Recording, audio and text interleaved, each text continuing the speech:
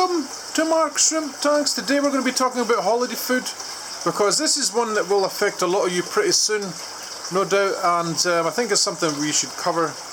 What I do when I go on holiday is this: I feed my tanks the day before, whatever it is you want to feed. I also make sure that I feed the babies if you have babies in the tank. And after discussing this at length with some of the admin team on my aquarium shrimp keeping forum and on my Facebook group, we have decided that the best method, the best technique to do this kind of stuff is to give as little as possible, okay? And that might sound like the opposite of what you think. You think you put more in and then the shrimp would eat it and they would last them well. Not in this case. What we want to do here is give them a bare minimum of food that will last them as long as possible. So what I have in mind for this, and this is what a few of my moderators and stuff have said to me as well, the admin team, you're probably best putting something like just nothing in your tanks at all, or leaves. Something like alder cones, etc. So I'm going to do that today. I'm also going to feed my baby shrimp while you're here from my plethora of baby shrimp food. I made up a bottle here. This is just a mixture of a couple of these things. Some of these things they do say on the instructions not to mix it with other stuff, but I don't know. I don't know if that applies to me. This is a good mixture. Looks lovely. I'd probably drink this myself. Just the lid off with one hand. So what we're going to do, right guys, is we're going to feed the babies. I'm going to show you that, and then we're going to go back on to putting the leaves in and stuff. So I'm just going to start with the top tank.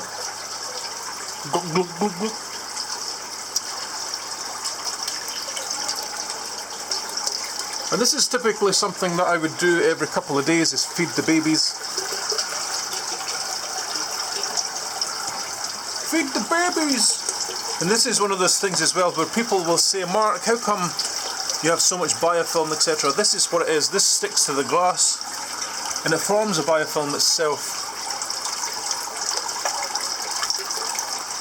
Okay, we're getting there. Do you follow what I'm saying? I have a lot of blue bolt babies in here. Strangely enough, in here I can't see any babies, but there are buried. You can't see. There are buried tigers, blue-eyed orange tigers, orange-eyed blue tigers. Sorry. Got the last wee bit in there. Right, and then I would go on to what would you do for feeding your shrimp while you're on holiday. Right, so typically this is what I'd do. The day before, I'd go and get a couple of leaves for each tank, put them in some water, okay?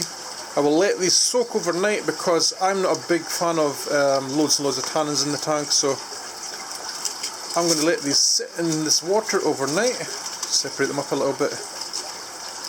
They're so dry. Right, and then also I would add in some alder cones, okay? But this typically you only want like 3 or 4 per 60 litres. One of those tanks is about 60 litres, so that's all you want for this. And this just gives your shrimp some fodder. It gives them something to chew on when you're not there, okay? So this is how much I would use probably for all these tanks. I'd let it sit until tomorrow. And another reason you want to soak the alder cones as well, like if you pick your own, it makes all the dry seeds come out of them. You see it?